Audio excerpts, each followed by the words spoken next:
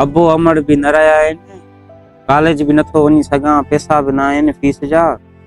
हिकिड़ो चाचो आहे लारकाणे में, हुनजो घर आहे हुते, हुन सां लॻंदी बि कोन्हे एॾी, पर ॾिसां मथां मदद करे वञा होॾे।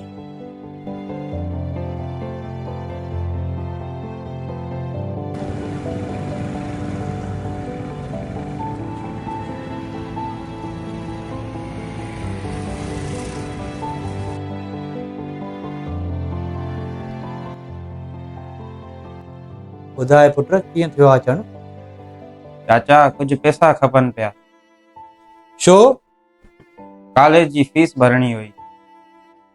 माफ़ कजांइ पुट, हींअर पैसा मूं वटि न आहिनि ऐं हींअर खीसो मुंहिंजो बि ख़ाली आहे।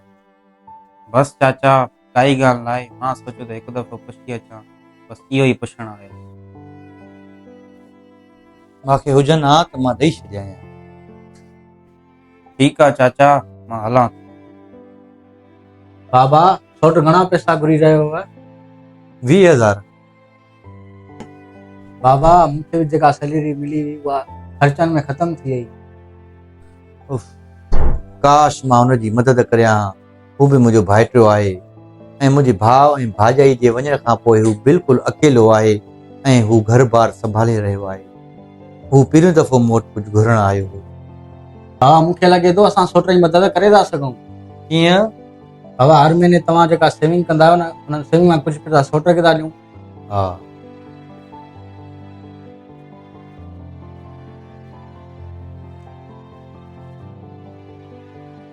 महिरबानी चाचा, अवां मुंहिंजी वॾी मदद कई। जॾहिं बि मूंखे पैसा थींदा मां तव्हांखे वापसि। इन्हनि पैसनि खे वापसि करण जी काई ज़रूरत न आहे।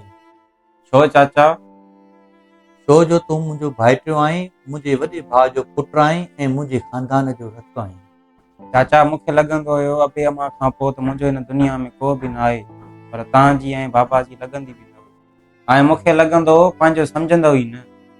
हा, तव्हां सही पिया चओ। वाकई मुंहिंजे भाउ सां न लॻंदी हुई, लेकिन हुयो त मुंहिंजो वॾो भाउ न। पोइ बि उन लिहाज़ सां तव्हां ईअं आहियो मुंहिंजे लाइ जीअं मुंहिंजो ही पुटु आहे ऐं आईंदा तव्हांखे कॾहिं बि कंहिं शइ जी ज़रूरत पए मुंहिंजे हलिया ईंदा कयो। जी चाचा, मूंखे माफ़ कजो, मां तव्हांखे ऐं तव्हांजे पुट खे कॾहिं बि पंहिंजो न सम्झंदो। न पुट, इन में तव्हांजी काई ग़लती न आहे। तव्हां ॿार आहियो, इहो मुंहिंजो फर्ज़ हुयो तव्हांखे पंहिंजाइप महसूसु कराइण जो, जेको मां पूरो न कयो। कोई बि चवंदा आहिनि न, देर आयो दुरुस्त आयो। थैंक यू चाचा। ठीकु आहे पुट, इन्हनि पैसनि मां तव्हां कॉलेज जी फीस बि भरजो ऐं वधीक महिनत कजो ऐं दिलि सां पढ़जो।